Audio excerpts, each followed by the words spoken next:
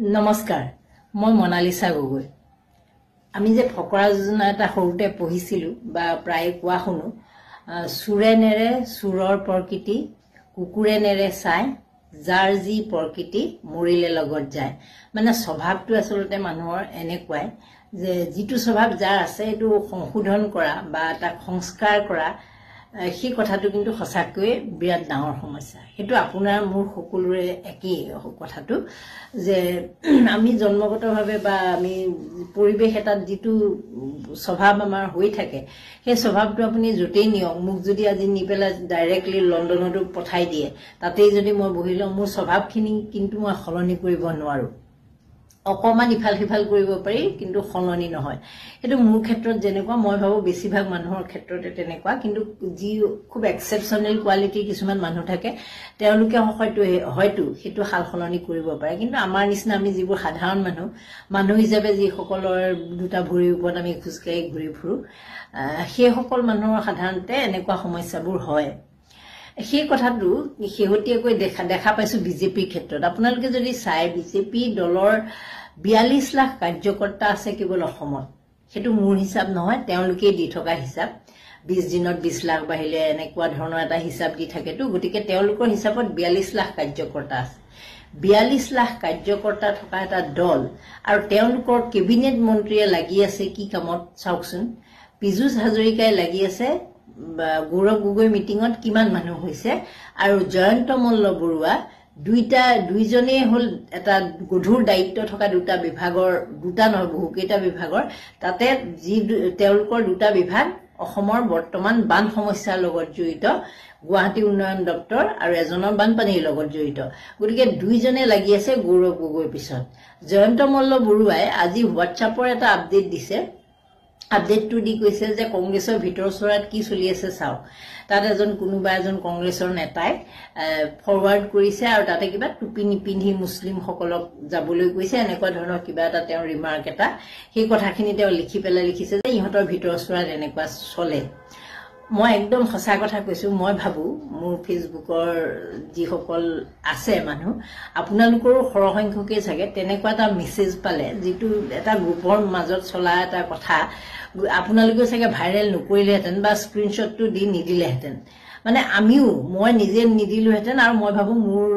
বহুতখিনি বন্ধু বান্ধৱী হেতু কাম অন্তত তেনেকে নকৰিলে কাৰণ সেইবোৰ একেবাৰে তলৰ পৰ্যায়ৰ মানুহেহে কৰে মানে হোৱাটছআপৰ মেছেজ ভাইৰেল কৰা সেই ধৰণৰ কথা বতৰা ভিডিঅ' ভাইৰেল কৰা সেইবোৰ কৰিবলৈ একেবাৰে তলৰ পৰ্যায়ৰ মানুহ হ'ব লাগে কিন্তু কেবিনেট মন্ত্ৰী জয়ন্ত মল্ল বৰুৱা সিমান তলৰ পৰ্যায়ৰ মানুহ নহয়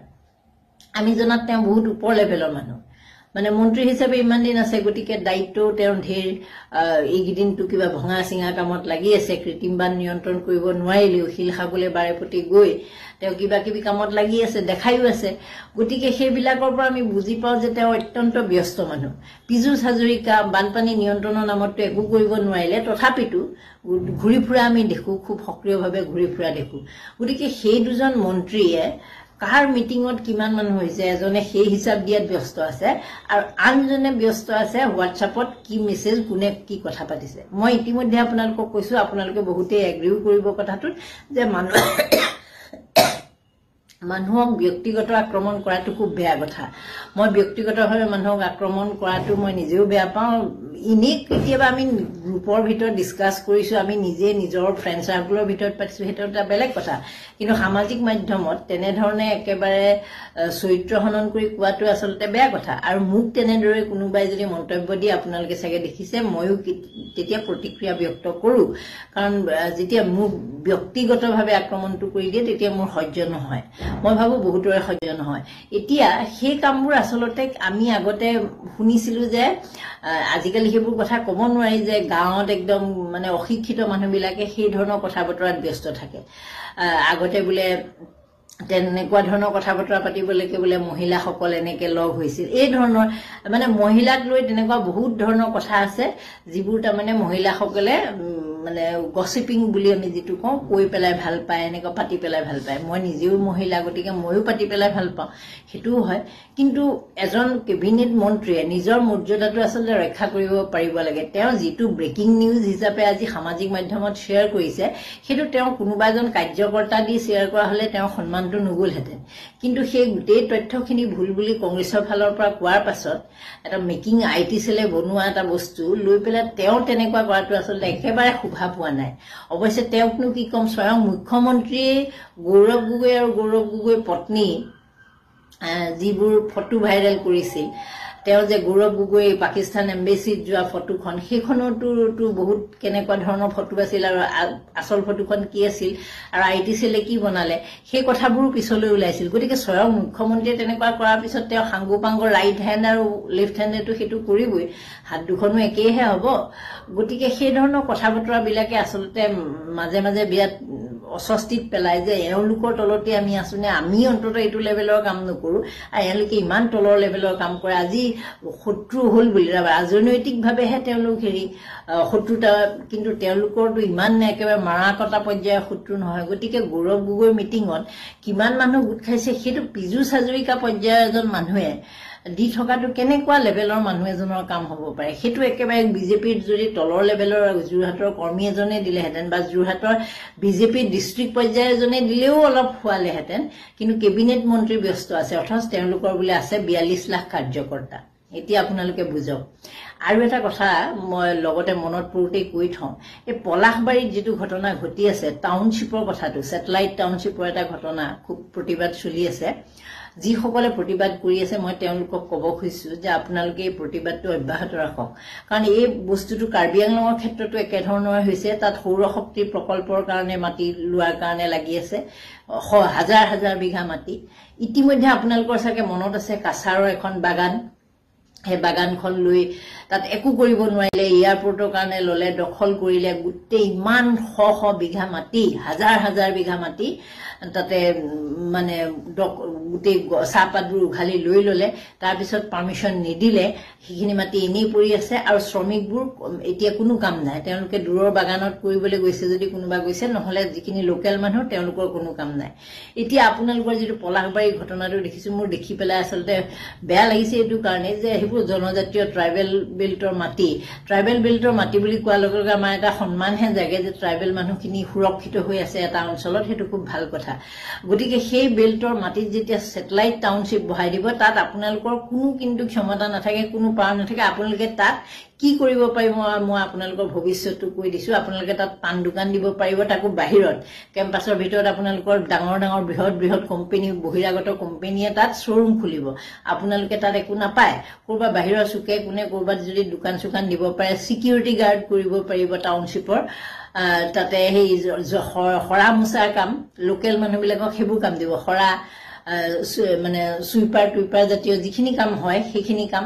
সফা তফা কৰা এনেকুৱা ধৰণৰ ক্লিনিংৰ কাম সেইবিলাকহে আপোনালোকে পাব হাউস কিপিংৰ কাম হয়তো পাব যদি আপোনাৰ তলৰ পৰ্যায় ওপৰ লেভেলতো তেওঁলোকৰ কোম্পানীৰ মানুহেই থাকিব গতিকে আপোনালোকে মনত ৰাখিব সেই ধৰণে স্যাটেলাইট টাউনশ্বিপ এটা আপোনালোকৰ দখলত থকা মাটিক এৰি দিয়া মানে আপোনালোকৰ কিন্তু নিজৰ ব্যক্তিগত উন্নয়ন একো নহয় অঞ্চলটোৰ উন্নয়ন মানে হেয়া উন্নয়নই হ'ব আপোনালোকৰ সংস্থাপন আপোনালোকে নিজাববীয়াকে একো নাপায় কিন্তু বাহিৰা মানুহবিলাকে আহি তাত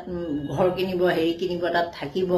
তাৰ পৰা তেওঁলোকে চাকৰি কৰিব কিবা কৰিব এই ধৰণৰহে হ'ব আপোনালোকে যিবোৰ টাউনশ্বিপ ইতিমধ্যে বনিছে সেইবিলাকৰ লক্ষ্য কৰিব যে কিমান আপোনালোকৰ মানুহে তাত সেই টাউনশ্বিপৰে ঘৰ কিনিব পাৰিছে বা থাকিব পাৰিছে বা কিবা ইনকাম কৰিব পাৰিছে সেই সৰু সৰু লেভেলৰ কামবোৰ কৰিব পাৰিব মাইকী মানুহবিলাকক সেই খৰা মুছা কামত লগাব ল'ৰাবিলাকক সিকিউৰিটি ড্ৰাইভাৰ কিবা কিবি এই ধৰণৰ কামতহে লগাব গতিকে সেই কথাটো আপোনালোকে যেটো প্ৰতিবাদ কৰিছে সেই প্ৰতিবাদটো অব্যাহত ৰাখক আৰু এই বস্তুটো এই বেছিভাগ ক্ষেত্ৰতে কিন্তু হেতু হৈ আছে মুখ্যমন্ত্ৰী হিমন্ত বিশ্ব শৰ্মাই আজমলৰ ভয় দেখুৱাই যেতিয়াৰ পৰা মুখ্যমন্ত্ৰী হল জাতি মাটি ভেটিৰ কথা কবলৈ ললে জাতি মাটি নিজৰ কাৰণেহে কবলৈ লৈছে মাটি ভেটিটো তেওঁৰ নিজৰ পৰিয়ালৰ কাৰণে নিজৰ কাৰণে আৰু জাতি কাক বুজাইছে তেওঁহে জানে মানে বহিৰাগতকহে তেওঁলোকে এই জাতিটোৰ ভিতৰলৈ লৈ অনা যেন লাগে নহলে আমাৰ যিসকল নিজৰ খিলঞ্জীয়া যিসকল ভাই ভণ্টি তেওঁলোকৰ মাটিৰ ওপৰত এনেকৈ হস্তক্ষেপ কৰি তেওঁলোকক ভূমিহীন কৰি এনেধৰণে ছেটেলাইট টাউনশ্বিপ গঢ়াৰ কোনো যুক্তি নাই আৰু মই ক'লোৱে যে সেই ছেটেলাইট টাউনশ্বিপটোৰ পৰা ব্যক্তিগতভাৱে আপোনালোকৰ বৰ বিশেষ কিবা লাভ হ'ব বুলি নাভাবিব মানে খুব কম মানে হয় যদিও 2% 1%ৰ কিবা লাভ হ'ব পাৰে বাকি বহল অৰ্থত একো নহয় গতিকে এই চৰকাৰখনৰ কাৰ্যপন্থা যিবোৰ চলি আছে বেছিভাগে আপোনালোকে দেখিব বাহিৰৰ মানুহক উপকৃত কৰা 2-3 জন অসমৰ ঠিকাদাৰক উপকৃত কৰা তাতকৈ বেছি একো নহয় আমাৰ যে গুৱাহাটীত পানী হৈছে সেই পানীৰ কাৰণেও এই বহিৰাগত ঠিকাদাৰ আমাৰ ইঞ্জিনিয়াৰৰ ফিটিং এই ধৰণৰ কাৰবাৰবিলাকৰ কাৰণে হৈছে বিজেপি কৰ্মীক কাম দিয়াৰ কাৰণে সেইদিনাখন আপোনালোকে দেখিছে কাউন্সিলৰে কমপ্লেইন দিব লগা হৈছে মন্ত্ৰীক যে আমাৰ মানুহে কৰাৰ কাৰণে এতিয়া শুনিছো শিলখাকুত উচ্ছেদ চলাই বুলি শিলখাকুটো খান্দিব সেই খন্দাৰ কামটো কোনোবা বহিৰাগত বৃহৎ গোষ্ঠীক দিব নহলে লাপিলুপা আমাৰ যদি বিজেপি কৰ্মীক যদি তেওঁলোকে দিবলৈ লাগে তেতিয়াহলেতো সেই কামেই নহব যেনেকে নলাৰ জাবৰ উঠাই পেলাই পিছবেলালে নলাৰ জাবৰ আকৌ ড্ৰেইনত পৰে এনেকুৱা ধৰণৰ গতিকে তেওঁলোকে সদায় সেই ৰাষ্ট্ৰীয়তাবাদী চিন্তাধাৰাৰে কৰেতো গতিকে খিলঞ্জীয়াৰ অধিকাৰ খিলঞ্জীয়াৰ সুৰক্ষাৰ কথা তেওঁলোকে নাভাবে সেই কথাটো আপোনালোকে সকলোৱে মনত ৰখা ভাল নমস্কাৰ ধন্যবাদ